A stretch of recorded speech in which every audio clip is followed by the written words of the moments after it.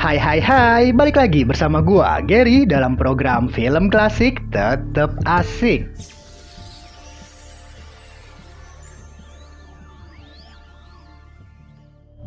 Pada kesempatan kali ini, gua bakal menceritakan sebuah film horor lawas yang diproduksi pada tahun 1986 besutan Sisworo Gautama Putra yang dibintangi oleh ratu horor Indonesia terbaik sepanjang masa. Siapa lagi kalau bukan Susana.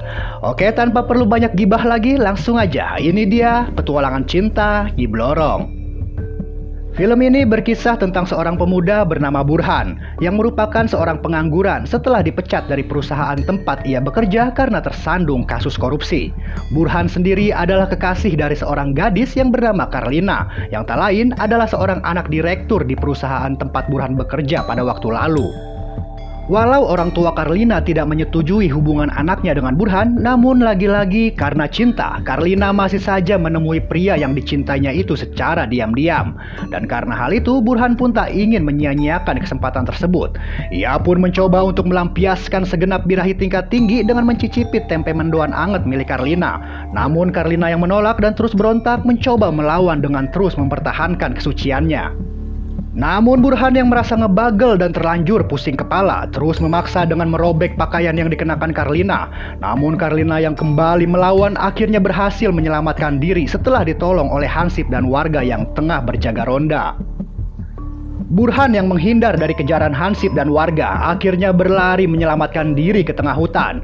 Hingga pada keesokan harinya, tanpa diduga ia pun bertemu dengan seorang dukun yang bernama Nyi Lajang dan suaminya di dalam hutan tersebut. Burhan pun kemudian menceritakan dan mengatakan bahwa ia kini tengah mencari Nyi Blorong dan ingin memujanya demi mendapatkan harta dan kekayaan.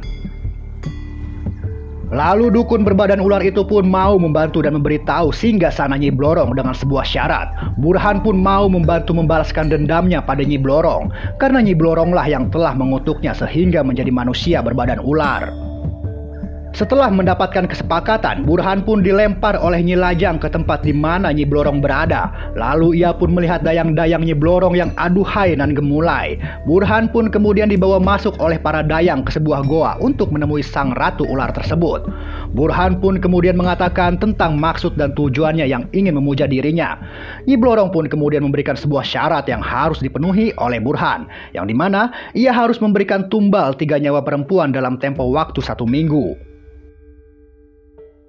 Setelah menandatangani kerjasama kontrak dengan Nyi Blorong, Burhan pun kemudian mulai mencari mangsa untuk dipersembahkan pada Nyi Blorong. Dan target pertamanya adalah seorang sinden yang tengah asik bercumbu rayu dengan seorang pria di sebuah semak belukar.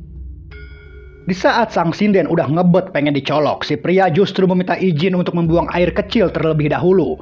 Burhan yang melihat kesempatan itu lalu membekap sang sinden dan menjadikan wanita itu sebagai korban pertamanya. Selain meminta tumbal pada setiap pekannya, orang-orang yang memuja Nyi Blorong harus memberikan 1 nyawa setiap tahun sebagai tumbal. Dan itu adalah sebuah syarat mutlak yang tidak bisa ditawar. Jika syarat itu tidak bisa dipenuhi, maka nasibnya akan seperti pria paruh baya yang satu ini yang tengah bersimpuh memohon ampun kepada Nyi Blorong. Karena ia merasa tak sanggup lagi untuk mencari korban sebagai tumbal. Dan karena hal itu, membuat diri sendirinya lah yang menjadi korban dan menjadi santapan Nusantara bagi dayang-dayang Nyi Blorong. Sementara itu, Burhan yang telah berhasil memberikan 3 nyawa perempuan lalu menunggu kedatangan Nyi Blorong di sebuah perbukitan. Namun sebelum Nyi Blorong datang, Nyi Lajang pun datang menghampiri Burhan dan kemudian memberikan sebuah tusuk konde untuk ditancapkan tepat di kepala Nyi Blorong.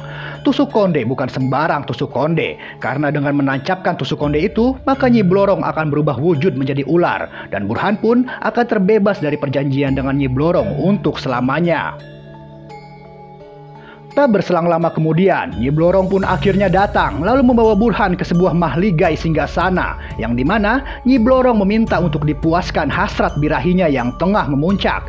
Di saat sang ratu ular tengah terbuai oleh kenikmatan ular lainnya, di saat itulah Nyi Lajang memberikan sebuah isyarat agar Burhan untuk segera menancapkan tusuk konde sakti tersebut. Dan benar saja, dalam waktu singkat Nyi Blorong telah berubah wujud menjadi seekor ular. Dan setelah berahuh-ahuh, ia pun mendapatkan harta seperti yang ia inginkan. Dan impian Burhan menjadi orang kaya pun menjadi kenyataan. Aku kaya. Burhan yang dulu hanya mampu membeli rokok ketengan, kini telah berubah menjadi seorang pria yang sangat mapan. Ia pun kemudian membangun sebuah usaha diskotik yang banyak mempekerjakan para wanita cantik. Namun, walau kini Burhan telah bergelimang harta, namun jauh dalam relung sanubarinya, ia masih cinta akan sosok wanita pujaan hatinya yang bernama Karlina. Dan karena hal itu, ia pun menemui orang tua Karlina untuk mempersunting putrinya tersebut. Namun ayah Karlina yang tahu akan sifat asli Burhan, lalu menolak lamaran Burhan secara mentah-mentah. Sementara itu, Johan, Doni, dan Susi yang tak lain adalah sahabat Karlina datang ke rumahnya untuk bersilaturahmi. Dan di saat itulah Karlina melihat seekor ular yang sangat besar. Namun ular bukan sembarang ular, karena itu adalah jelmaan Nyi Blorong yang telah berubah wujud menjadi seekor ular.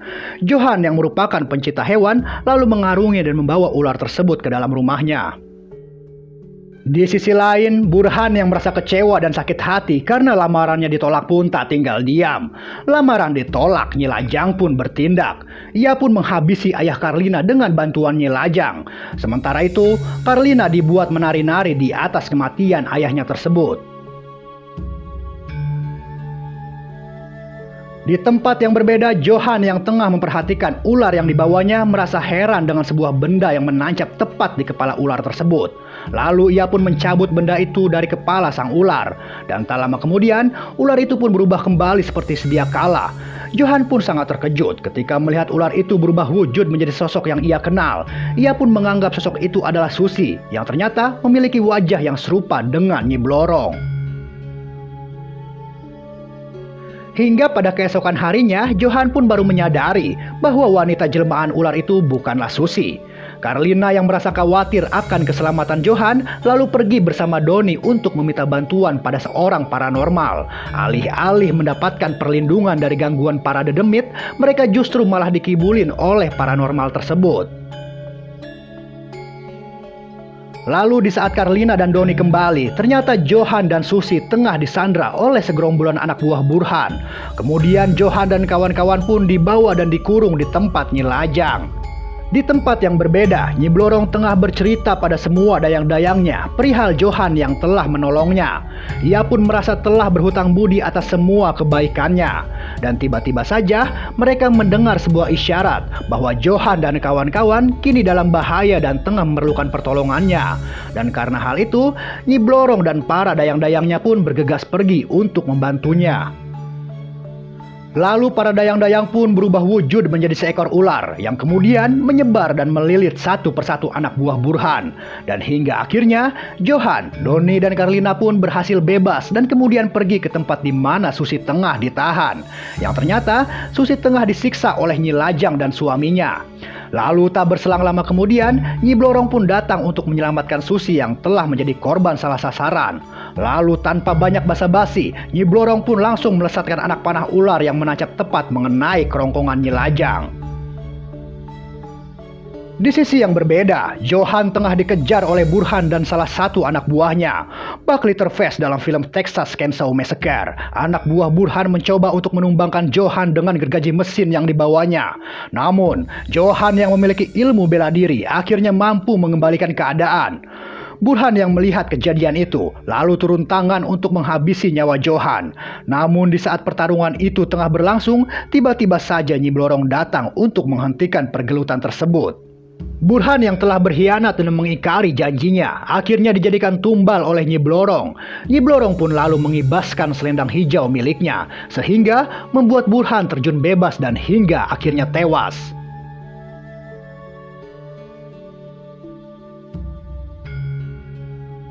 Lalu sebelum Nyi Blorong pergi, ia pun meminta maaf kepada Susi karena telah menjadi korban salah sasaran Nyi Lajang karena kemiripan wajah di antara mereka. Dan kemudian Nyi Blorong pun berpesan agar Johan dan kawan-kawan untuk tidak memuja siapapun demi mendapatkan kekayaan secara instan.